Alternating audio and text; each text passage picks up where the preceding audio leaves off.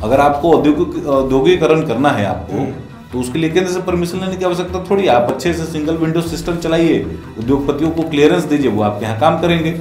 लेकिन ये सच्चाई है कि बिहार में कुछ लोग ऐसे हैं सत्ता के समीकरणों में, जो लोग वास्तव में इस प्रकार के हस्तक्षेप को, अगर प्राइवेट फंडिंग की बात जहाँ पर होती है वहाँ पर उस पर ब्रेक लगाते हैं, उनको आगे हतोत्साहित। अब सरकार के जो मुखिया हैं या मुखिया की जो पार्टी है, उन लोगों को ये लगता है कि ऐसे इतने से काम नहीं चलेगा, कुछ और चाहिए, लेकिन जिस स्वरूप में वो मांग रहे उस स्वरूप में तो उनको नहीं दिया जा सकता। नीतीश कुमार जी की सरकार ने इस बात पर बल देने का प्रयास किया कि कुछ ऐसी नीतियों का संस्करण हम लोग पेश करें जिससे हम लोग एक वोट बैंक को हम लोग डेवलप कर सकें। और वास्तव में जिस प्रक्रिया से बिहार को विकसित होना चाहिए था, उस प्रक्रिया में आज के समय में थोड़ी बहुत कमी स्पष्ट रूप से समझ में आ रही है। इन्होंने बिहार सरकार तो यूज नहीं किया गया, इस्तेमाल नहीं किया गया, बाद जो पैसा आ जा रहा है वो वापस चला जा रहा है। इनके पास कोई भविष्य की प्लानिंग ही नहीं है, तो कैसे कोई पैसा लगाएगा? विशेष राज्य का दर्जा संभव ही नहीं है, तो कैसे दे दिया जा सकता? नमस्कार, स्वागत है आपका द इंडिया टॉप में। मेरा नाम उदीप तारेन है। भाजपा प्रवक्ता संतोष पाठक हमारे साथ इस वीडियो में मौजूद हैं। कारण है कि अभी कुछ ही देर पहले भाजपा के जो प्रदेश अध्यक्ष हैं बिहार भाजपा के, संजय जायसवाल, उन्होंने एक बहुत लंबा चौड़ा पोस्ट लिख दिया है अपने सोशल मीडिया पर, यानी फेसबुक पर। और उस पोस्ट से खलबली ऐसा मचा कि जदयू के प्रवक्ता नीरज कुमार को लाइव आना पड़ा फेसबुक पर उस पोस्ट के काट में बयान देने के लिए। उनका भी जो वीडियो है वो काफी लंबा है, आपने द इंडिया टॉप पे वो वीडियो देखा भी होगा। अब देखिए, बिहार में जो विशेष राज्य के दर्जे की मांग उठ रही है लगातार। अभी तो कुछ दिन पहले संसद में आपने देखा होगा कि राजीव रंजन सिंह उर्फ ललन सिंह और सारण से सांसद राजीव प्रताप रूडी के बीच तीखी बहस भी हो गई थी। हालांकि दोनों की गठबंधन की सरकार है बिहार में। तो विशेष राज्य का फायदा अगर आपको जानना हो तो जेडीयू के लोग बताते हैं, और विशेष राज्य का दर्जा क्यों नहीं मिलना चाहिए बिहार में, इसकी दलील, इसका जो तर्क है वो बीजेपी के लोग देते रहते हैं। उसी के संदर्भ में एक लंबा चौड़ा पोस्ट लिखा गया है संजय जायसवाल के द्वारा। उनका कहना है कि नीचे दिए गए डाटा इस बात को बताने में सक्षम है कि केंद्र सरकार बिहार का कितना ध्यान रखती है। उनका कहना है कि महाराष्ट्र की जो आबादी है वो बिहार से करीब 1 करोड़ ज्यादा है। इसके बावजूद बिहार को महाराष्ट्र से 31,000 करोड़ की अतिरिक्त राशि दी जाती है। बंगाल जो कि एक पिछड़ा राज्य है बिहार की तरह, वहां से बिहार को 21,000 करोड़ अधिक राशि दिया जाता है। इसके बाद उनका कहना है कि दक्षिण भारत में से हमेशा ये शिकायत रहती है कि केंद्र सरकार हमें कम पैसा देती है, क्योंकि हमने आबादी को 70 के दशक में ही केंद्र की नीतियों के कारण रोक लिया था, और अब केंद्र सरकार इसको अपराध मानती है। आगे वो लिखते हैं कि जीएसटी का सबसे बड़ा फायदा जो है वो बिहार राज्य को ही मिला है। करीब करीब मानकर चलिए कि 20,000 करोड़ का अतिरिक्त फायदा बिहार को जीएसटी का सीधे तौर पर मिला है। अब देखिए, 6 पॉइंट्स उनके द्वारा लिखे गए हैं, वही 6 पॉइंट्स पर इनसे हम चर्चा करेंगे। पहला जो पॉइंट है कि बिहार सरकार जब तक उद्योग को बढ़ावा नहीं देगी और जब तक आप कह सकते हैं कि औद्योगिक नीतियों को बढ़ावा नहीं देगी, यानी इंडस्ट्रियलाइजेशन को बढ़ावा नहीं देगी, तब तक बिहार में कभी भी रोजगार नहीं पैदा हो सकता है। सीधा उन्होंने कहा है। संतोष पाठक जी, आपसे हमारा पहला यही सवाल रहेगा कि जिस उद्योग की बात कर रहे हैं, सरकारी नौकरियां आज बिहार में ना के बराबर है भी। आप बीएसएससी को देख लीजिए, बीपीएसएससी को देख लीजिए, या बीपीएससी को ही देखिए। पहले 12 दिसंबर को प्री होना था, फिर 23 जनवरी को गया, और अब 30 अप्रैल को। मतलब स्टूडेंट्स का जो है वो 5-7 साल से ही बीत जाता है। तो आखिरकार किस तरह के रोजगार की बात की जा रही है और किस तरह की औद्योगिक नीतियों की बात की जा रही है? देखिए, किसी परिवार को जिस प्रकार से एक आर्थिक इकाई के रूप में देखा जाना चाहिए या देखा जाता है, उसी प्रकार से राष्ट्र को भी एक आर्थिक इकाई के रूप में देखा जाना चाहिए। राज्य को अपनी कमाई करनी होती है, उसका माध्यम टैक्सेशन होता है। पूरे देश के नागरिक अपने अपने क्षमता के हिसाब से भारत सरकार को टैक्स देते हैं, फिर राज्य सरकारों को टैक्स देते हैं, और उसके आधार पर बजटिंग होती है, और उसके आकलन के आधार पर ही एक प्रकार से आवश्यकता अनुसार सरकारी नौकरियों में और फिर अन्य संस्थानों में बहाली की प्रक्रिया होती है और लोगों को नौकरियां दी जाती है। लेकिन जो डेमोग्राफी है भारत की, उसकी समरूपता में आप सरकारी नौकरियों की वैकेंसी नहीं निकाल सकते। ये सामान्य तौर पर सभी आर्थिक विशेषज्ञ इस बात को लगातार कह रहे हैं और कहते भी आए हैं। जो दूसरा मॉड्यूल है रोजगार उपलब्ध कराने का, वो उद्योग और कल कारखानों के माध्यम से ही होता है। देश की एक बहुत बड़ी आबादी इनफॉर्मल जो इकोनॉमी है भारत की, उसमें समाहित हैं और उसके आधार पर अपनी नौकरियां करते हैं और अपनी जीविकोपार्जन को करके अपने परिवार को चलाते हैं। उद्योग जो है वो किसी भी इकोनॉमी का आधार होता है। अगर वो सिकुड़ता जाएगा, वो कम होता जाएगा, तो स्वाभाविक तौर पर बड़े संख्या में बेरोजगार और बेरोजगारी आपको भारत में देखने को मिल सकती है या दुनिया के किसी भी हिस्से में देखने को मिल सकती है। इसका मैं एक उदाहरण देता हूँ।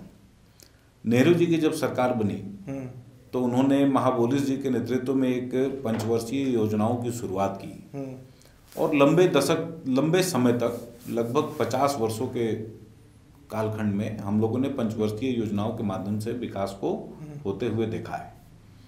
लेकिन इस पूरे अनुक्रम में आप ये देखेंगे कि जो बेरोजगारी की जो दर है भारत में, वो लगभग 9% के आसपास स्थिर रही।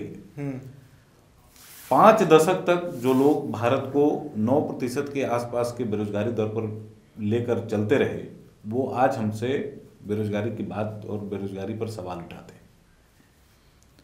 संसद में राहुल गांधी जी ने भी कहा, और आज जिस विषय को लेकर हम लोग यहाँ पर बैठे हैं, जो हमारे सम्मानित अध्यक्ष जी ने जो विषय रखा है, उन्होंने एक ऐसा ब्लूप्रिंट रखने का काम किया है जो आने वाले समय में बिहार के विकास की नींव बन सकती है और उसकी आधारशिला बन सकती है। बिना उद्योग, कल कारखानों और धंधों के आप एक समाज को एक सुरक्षित, व्यवस्थित और आत्मनिर्भर जीवन नहीं दे सकते। चूंकि हमारा समाज, बिहार का समाज, मूल रूप से हम लोग कंज्यूमर बेस्ड इकोनॉमी है। मैन्युफैक्चरिंग के सेक्टर हमारे यहाँ बिहार में बेहद कम है, या सरकारों ने उस पर ध्यान नहीं दिया, ये बात हम लोग कह सकते हैं। अगर मैन्युफैक्चरिंग सेक्टर में आप नहीं जाएंगे और आप निर्यात करके बाहर से पैसों का इनकम का स्रोत नहीं बनाएंगे, तो स्वाभाविक तौर पर आपके यहाँ गरीबी बनी रहेगी। तो हमारे अध्यक्ष जी ने इस बात को कह के एक नया आयाम बिहार के आर्थिक क्षेत्र में और बिहार के राजनीतिक क्षेत्र में जोड़ने का काम किया है कि बिहार को भी अगर आगे प्रगति करनी है तो जिस प्रकार का बजटीय अवलोकन या आवंटन आपको केंद्र सरकार ने इस बजट के माध्यम से किया है, 15 फाइनेंस कमीशन के माध्यम से किया है, 1,25,000 करोड़ रुपए के पैकेज के माध्यम से किया है, आप उनको समाहित करें। आप सामाजिक उत्थान के कार्यक्रमों को जरूर चलाइए, लेकिन नए बिहार की नींव रखने के लिए जिस प्रकार से उद्योगों की आवश्यकता है, उस दिशा में भी आपको काम करने की आवश्यकता है। सामाजिक कार्य मतलब शराबबंदी पर आप बोल रहे हैं? नहीं, सोशल पॉलिसीज का एक अपना दायरा है बिहार में, और नीतीश कुमार जी के नेतृत्व में हमारी सरकार ने उस क्षेत्र में बहुत अच्छा काम किया है। लेकिन इस पोस्ट में अगर हम मैं सिर्फ शराबबंदी की बात नहीं कर रहा हूँ इसमें, मैं बता रहा हूँ आपको सोशल स्कीम्स क्या हैं। जैसे आपको सेल्फ हेल्प ग्रुप बनाकर महिलाओं को आर्थिक दृष्टिकोण से आत्मनिर्भर बनाने का काम हम लोगों ने बिहार में किया है। 10 लाख से ज़्यादा स्वयंसेवी संस्थाएं जो हैं वो बिहार में काम कर रही हैं, और महिलाओं को निश्चित आय, लगभग वो संख्या कम हो सकता है, वो पैसे के वॉल्यूम में कम हो सकता है, 4,000-5,000 रुपये ही हो सकता है मासिक तौर पे, लेकिन मैं ये कह सकता हूँ कि एक तयशुदा इनकम जो है उनके परिवार में आ रहा है।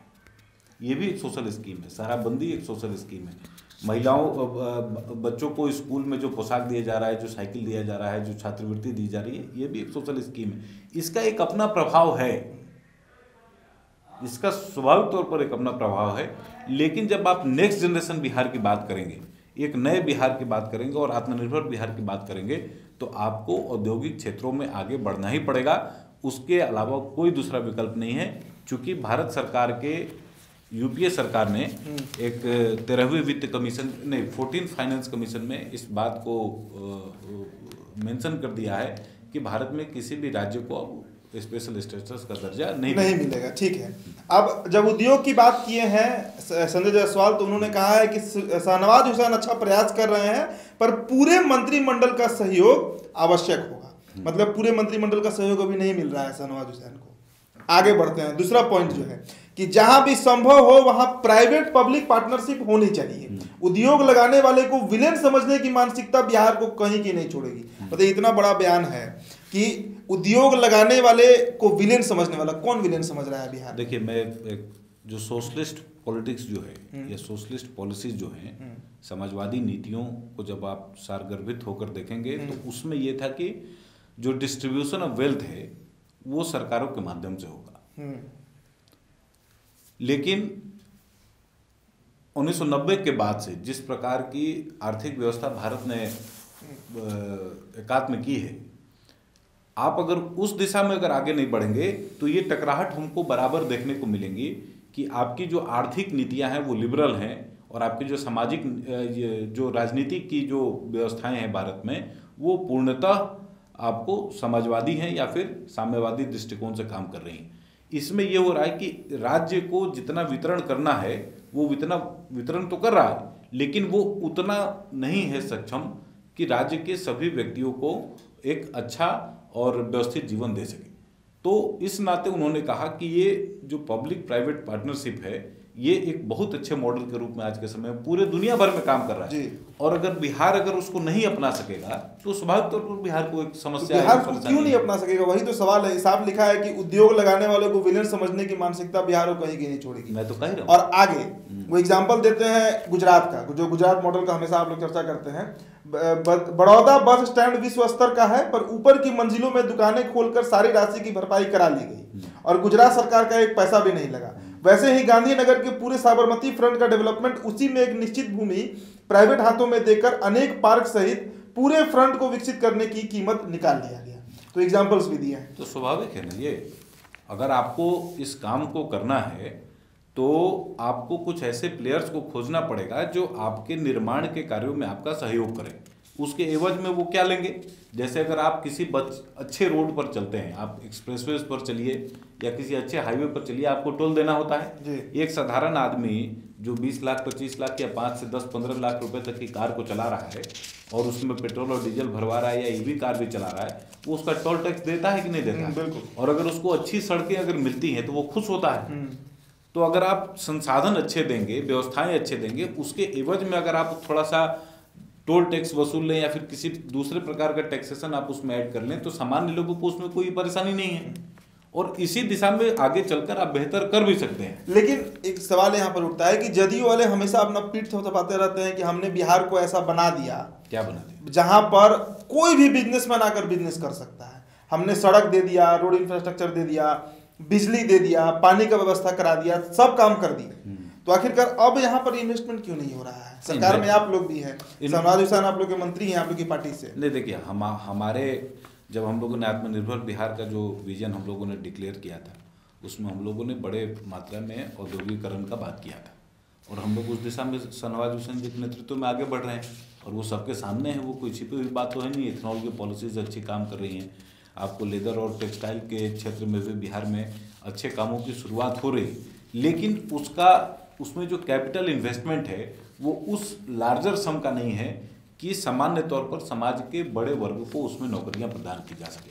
हम ये चाहते हैं कि बिहार में एक बड़ा कैपिटल एक्सपेंडिचर आवे और वो पब्लिक कैपिटल एक्सपेंडिचर के रूप में भी हो तो भी कोई इशू नहीं है। अगर वो प्राइवेट कैपिटल एक्सपेंडिचर के रूप में भी आता है और बिहार के लोगों को अगर अच्छी नौकरियां मिलती हैं तो हमें क्या समस्या हो सकती है? केंद्र में आप लोगों की सरकार है तो इन्वेस्टर बिहार में नहीं आ रहा है, कहीं ना कहीं जिम्मेदारी आप लोगों को भी लेना होगा। नहीं, केंद्र के राज्य देखिए, लॉ एंड ऑर्डर, बिजली, सड़क, कृषि, ये सब सारे स्टेट इश्यूज हैं। ये संविधान में पहले से मेंशन है। अगर आपको औद्योगिकरण करना है आपको तो उसके लिए केंद्र से परमिशन लेने की आवश्यकता थोड़ी। आप अच्छे से सिंगल विंडो सिस्टम चलाइए, उद्योगपतियों को क्लियरेंस दीजिए, वो आपके यहाँ काम करेंगे।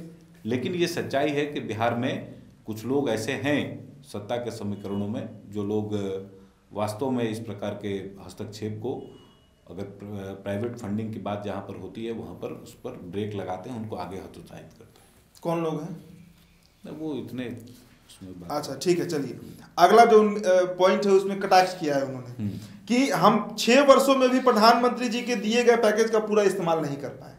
उनका कहना है कि एक छोटा सा उदाहरण मेरे लोकसभा का, यानी जो संजय जायसवाल का लोकसभा है रक्सौल हवाई अड्डा का ले लीजिए, जहां प्रधानमंत्री पैकेज में 250 करोड़ रुपया दिया गया, लेकिन राज्य सरकार अभी तक अतिरिक्त जमीन देने में सक्षम नहीं हो पाई है। ये एक बड़ा मामला उठाया गया उनके द्वारा। देखिए, ये इस बात को स्वीकारने में जब कोई इशू नहीं है, अध्यक्ष जी ने जो विषय कहा है वो चिंता का विषय तो है ही। और प्रधानमंत्री ने जिस प्रकार से देश को आगे बढ़ाने का संकल्प लिया है, आप एक चीज़ ये देखिए कि अभी 5 राज्यों में चुनाव चल रहा है। उन 5 राज्यों में 4 राज्यों में भाजपा की सरकारें हैं, जिसके मुखिया नरेंद्र मोदी जी हैं। उन्होंने जो बजट लाया उन 5 राज्यों के चुनाव के बीच में लाया, और वो पूर्णतः विकास का और भविष्योन्मुखी बजट के रूप में उन्होंने उसको पेश किया है। जब पूरे देश में खैराती बांटकर वोट लेने की होड़ मची हुई हो, उस बीच में नरेंद्र मोदी जैसा व्यक्ति ही इस प्रकार का बजट लेकर सामने आ सकते थे। तो हमारे दल में या हमारे दल की मानसिकता में यह है कि समाज का सार्वभौमिक विकास हो। नहीं वो ठीक है, वो ठीक है संतोष जी। सवाल है कि भाई इतना बड़ा आरोप लगा रहे हैं संजय जायसवाल सीधे तरीके से कि 250 करोड़ रुपया हमको दिया गया केंद्र के द्वारा और नीतीश कुमार जमीन नहीं दिए रक्सौल में एयरपोर्ट बनाने के लिए। वास्तविकता उन्होंने अपनी सच्चाई कही है, उसमें क्या गलत बात है? तो सीधे तरीके से ये अटैक ही ना किया गया जेडीयू पर। जेडीयू पर क्यों? सरकार पर हम लोग, तो सरकार में वही लोग हैं, सरकार के हिस्सेदार हैं, और हम लोग अपनी बात जगह जगह पर समयानुकूल स्थितियों में हम लोग कहते हैं अपनी बात। अब सरकार के जो मुखिया हैं या मुखिया की जो पार्टी है, उन लोगों को ये लगता है कि ऐसे इतने से काम नहीं चलेगा, कुछ और चाहिए, लेकिन जिस स्वरूप में वो मांग रहे हैं उस स्वरूप में तो उनको नहीं दिया जा सकता। नहीं दिया जा सकता। चलिए अगला पॉइंट में नल जल का योजना का मामला उठाया कि केंद्र सरकार की योजनाओं का समुचित उपयोग करना होगा। जैसे बिहार सरकार के नल जल योजना में केंद्र की 50% राशि लगी है। मैं आपको आंकड़ा देता हूँ जी, जिसका इस्तेमाल हम पंचायती राज की अन्य योजनाओं में कर सकते थे, और जल नल योजना की राशि सीधे जल संसाधन विभाग ले सकते थे। पिछले वित्तीय वर्ष में 6000 करोड़ की राशि बिहार सरकार को आवंटित की गई, पर नल जल योजना के मद में हमें यह पैसे नहीं लिए। इस तरह की राशियों का हमें सही उपयोग करना होगा। देखिए हर पॉइंट में वो सीधा अटैक कर रहे हैं नीतीश कुमार के। देखिए पॉलिसी मेकिंग एक बहुत सारगर्भित प्रक्रिया है। नीतीश कुमार जी की सरकार ने इस बात पर बल देने का प्रयास किया कि कुछ ऐसी नीतियों का संस्करण हम लोग पेश करें जिससे हम लोग एक वोट बैंक को हम लोग डेवलप कर सकें। और वास्तव में जिस प्रक्रिया से बिहार को विकसित होना चाहिए था, उस प्रक्रिया में आज के समय में थोड़ी बहुत कमी स्पष्ट रूप से समझ में आ रही। नल जल योजना में उस दिन रूडी जी और ललन सिंह जी के बीच में भी एक पार्लियामेंट में एक डिबेट हम लोगों ने हमें देखने को मिला था। तो ये निश्चित तौर पर ये कहा जा सकता है कि ये बेहद दुखद करने वाला विषय है, और बिहार सरकार को अपनी पॉलिसी फ्रेमिंग जो है उसको ठीक तरीके से करनी पड़ेगी। और ये विशेष पैकेज या विशेष दर्जा भी अगर आप प्राप्त कर लेंगे, उसके मद से आपको कुछ रुपए ही प्राप्त होंगे। तो ये 6,000 करोड़ बिहार सरकार यूज नहीं कर पाया, नहीं, केंद्र दिया बहुत सारा ऐसा पैसा। मैं आपको बता रहा हूँ, जैसे नल जल योजना में अभी तक जो काम हुआ है उसमें 17,000 करोड़ रुपए केंद्र ने दिए और 6-7 हजार करोड़ रुपए ही इन्होंने लगाया है। इन्होंने बिहार सरकार तो यूज नहीं किया गया, इस्तेमाल नहीं किया गया। उसके बाद जो पैसा जा रहा है वो वापस चला जा रहा है। इनके पास कोई भविष्य की प्लानिंग ही नहीं है, तो कैसे कोई पैसा लगाएगा? अच्छा, केंद्र से पैसा आता है वापस हो जाता है। वापस हो जाता है। देखिए अब अगला पॉइंट फिर वही मामला है, जनसंख्या नियंत्रण की बात बार बार आपके विधायक खासकर नीरज सिंह बबलू जो है वो करते रहते हैं। अगला पॉइंट जो उन्होंने लिखा है कि जनसंख्या नियंत्रण के लिए हमें स्वयं कार्य करना होगा। केवल यह सोच कि समाज स्वयं शिक्षा के साथ जनसंख्या को नियंत्रित कर लेगा के चक्कर में बहुत देर हो जाएगी। आज भी हम जनसंख्या स्थिरीकरण के लिए कोई अभियान नहीं चला रहे हैं, जबकि इसमें भी बिहार पूरे देश में सबसे ज्यादा फिसड्डी है। अब देखिए बार बार जेडीयू के लोग कहते हैं कि भाई स्वेच्छा से, समझ से, अगर हम समझ विकसित कर दे तो जनसंख्या नियंत्रण हो जाएगा। और संजय जायसवाल कह रहे हैं साफ साफ कि बहुत देर हो जाएगी, इस चक्कर में बैठना गलत है। तो देरी तो हो ही रही है। इसके अगले कड़ी जो है इसमें उन्होंने समझाया है 100 बेड जो केरला में है। तो नीति आयोग जब भी नियम जो भी आउटलाइन करके देगा भविष्य में, तो उसमें तो बिहार लगातार रैंकिंग में पीछे ही दिखाई पड़ेगा अगर जनसंख्या नियंत्रण अगर उन लोग नहीं करेंगे। मैं वही शुरू से कह रहा हूँ कि जो डेमोग्राफी है भारत की या बिहार की, उसको आपको चलायमान करना पड़ेगा, उसको कोई दिशा कोई गति आपको उसको प्रदान करनी पड़ेगी। आज के समय में एक प्रकार से बिहार हॉल्टेड स्थिति में दिखाई पड़ रहा है, पॉलिसी पैरालिसिस के रूप में दिखाई पड़ रहा है, जहाँ से आगे का भविष्य का रास्ता बहुत स्पष्ट नहीं है। जनसंख्या में जो आगे लिखते हैं वो हम दर्शकों को बता देते हैं कि अगर केरल के अस्पताल 100 बेड जोड़ते हैं तो प्रति 1000 व्यक्ति में इसका इजाफा दिखता है। हम 200 बेड भी जोड़ते हैं तो 300 बच्चे पैदा करने के कारण वह नीति आयोग के आंकड़ों में कहीं नहीं दिखता, और हम अपनी कमी दूर करने के बजाय नीति आयोग की शिकायत करते हैं। अब शिकायत भाई जेडीयू के लोग करते हैं, तो हर उनका स्टेटमेंट जो है संजय जायसवाल का, वो सीधा अटैक कर रहे हैं नीतीश कुमार के ऊपर, जेडीयू के ऊपर। क्या कहना है इस पर?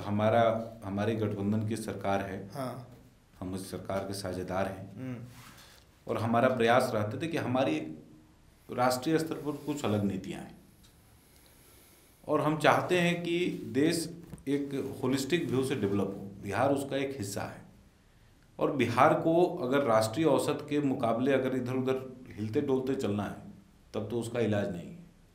जो राष्ट्रीय व्यवस्था है, जो राष्ट्रीय विचार है, उसके समरूपता में ही आपको काम करना पड़ेगा, और जनसंख्या नियंत्रण एक बहुत महत्वपूर्ण और प्रभावशाली कदम साबित होगा अगर सरकार इसको टेकअप करती है और आगे इसको अभियान चलाकर इसको कंट्रोल करने का प्रयास करती है। तो जो विषय हमारे अध्यक्ष जी ने कहा है कि आप नीति आयोग के मापदंडों पर परिलक्षित होने लगेंगे, तो उस दिशा में भी सरकार को यहाँ पर बैठकर सोचना पड़ेगा, कुछ नियम कानून बनाकर जनसंख्या को स्थिरीकरण की तरफ लेके जाना। लेकिन जनता दल यूनाइटेड और राष्ट्रीय जनता दल दोनों कहती है कि जब तक जातीय जनगणना नहीं होता है तब तक कैसे हम समाज के अंतिम पैदान पे खड़े व्यक्ति को फायदा ये सब बेकार की बात। आप बोल रहे हैं कि जनसंख्या, पूरे संविधान में ये कहीं नहीं लिखा है कि जातियों के आधार पर आप नियमों को बनाएं, या फिर आपको जो डेवलपमेंट विकास से संबंधित जो प्रारूप हो आपका, या फिर नीतिगत हस्तक्षेप करने की बात हो, उसमें कहीं भी जाति तो आती नहीं है।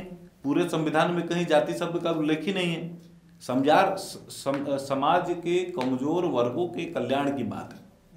तो कमजोर जो वर्ग हैं, जिनको बहुत पहले जब संविधान बनाया गया तो उसी समय आइडेंटिफाई किया हुआ, उनकी संख्या दी ही जाती है। फिर ये जातीय जनगणना, ये राजनीतिक खेल है। इस राजनीतिक खेल में बिहार को जनता को भरोसा नहीं है। आप ये देखिए कि जो इनके पक्ष में जो मैंडेट है वो लगातार क्यों घट रहा है। ये इसलिए घट रहा है क्योंकि जिस प्रकार की नीति भारत ने 1991 में उदारीकरण की नीतियों के बाद से अपना लिया, बिहार आज भी उन नीतियों को नहीं अपना रहा है, और लगातार विकास के जो मापदंड उसमें पीछे खसकता जा रहा है। अच्छा देखिए, एक और पॉइंट किया गया है, लिखा गया है, बहुत बड़ा कटाक्ष है।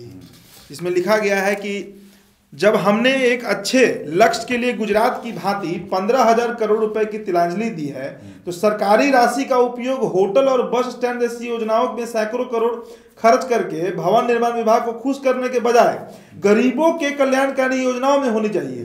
पीपीपी मोड में इन सब चीजों को बनाकर सरकार का एक पैसा भी नहीं लगेगा, उल्टे उसकी आमदनी बढ़ेगी। वैसे भी 5 स्टार होटल बनाना सरकार का काम नहीं है। अब पटना में अगर 5 स्टार होटल बन रहा है, बड़े बड़े मॉल्स बन रहे हैं, तो ये तो अच्छी बात है ना कि भाई राज्य में कुछ दिखाने के लिए है। कि बिहार में भी अगर कोई बॉम्बे से दिल्ली से बाहर आता है पटना घूमने के लिए, तो कम से कम पीएनए मॉल तो दिखेगा। तो इस पर सरकार का हस्तक्षेप क्या है? सरकार के तो उसमें कोई भूमिका नहीं, बिहार सरकार की तो उसमें कोई भूमिका नहीं है ना। वही बात तो लिखे है कि वैसे भी 5 स्टार होटल बनाना सरकार का काम नहीं है। हाँ, ये बात बहुत पहले से एक बात चलती आ रही है। जब अशोका होटल नेहरू जी बना रहे थे, उसी समय से ये बात चलती आ रही है भारत के राजनीति में कि होटल बनाना सरकार का काम नहीं, और वास्तव में सरकार का काम नहीं। हवाई जहाज उड़ाना सरकार का काम नहीं था, सरकारों ने जबरदस्ती उसको उड़ाया। आज 1 लाख करोड़ के घाटे के बाद उसको बेचना पड़ा। बैंकों का सरकारीकरण 1969 में इंदिरा गांधी जी ने किया, आज वापस आपको प्राइवेट सेक्टर में बैंक्स को चलाना पड़ रहा है। ऐसे बहुत सारे ऐसे भ्रम की स्थितियां जो पूर्व में सिर्फ वोट बैंक के दृष्टिकोण से बनाई गई थी, आज वो भारत की इकोनॉमी पर इतनी भारी पड़ रही हैं कि उनको संतुलित करने के लिए सरकारों को हाँफना पड़ रहा है। अगर ना हाँफेंगे, अगर एयर इंडिया को नहीं बेचा गया रहता तो इस साल भी बजट में 20,000-30,000 करोड़ रुपया के लिए एयर इंडिया को देना पड़ता। तो हर साल जो 20,000-30,000 करोड़ रुपया जो जा रहा था, तो उसको वो सामान्य जनता, हम और आप जो टैक्स देते हैं उसी से उसका एलोकेशन हो रहा था ना। अब वो स्वतंत्र है, आप 3,000 में उड़िए चाहे 5,000 में उड़िए, आपकी मंशा है। उत्तर प्रदेश चुनाव के बाद बिहार में क्या होगा? कुछ नहीं, क्योंकि जिस तरीके का राजनीतिकरण देखने को मिल रहा है बिहार में, लगातार जेडीयू के तमाम जो बड़े नेता मंत्री हैं लोग, चाहे वो ललन सिंह हो, नीरज कुमार हो, तो सभी प्रवक्ता से लेकर सभी लोग सीधा आप लोग पर हमलावर है कि भाई विशेष राज्य का दर्जा आप नहीं दीजिएगा तो बिहार विकसित नहीं होगा और ठिकरा आप लोग पर फोड़ा जाएगा। देखिए, हमारी मंशा है कि बिहार में नीतीश कुमार जी के नेतृत्व में हम लोग काम करें। उसकी शर्त आज के समय में सिर्फ इतनी है कि आपको भी हमारे विचारों को कद्र देना पड़ेगा और हमारे बातों को सुनना पड़ेगा।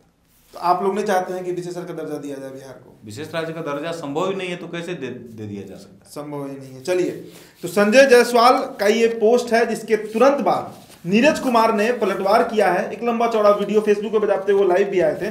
तो बिहार में यही चल रहा है, विशेष राज्य का दर्जा मिले या फिर नहीं मिले, इस पर लगातार बीजेपी और जेडीयू आमने सामने आ जा रही है। आपका जो सुझाव है वो हमें आप जरूर दीजिएगा। बहुत बहुत शुक्रिया।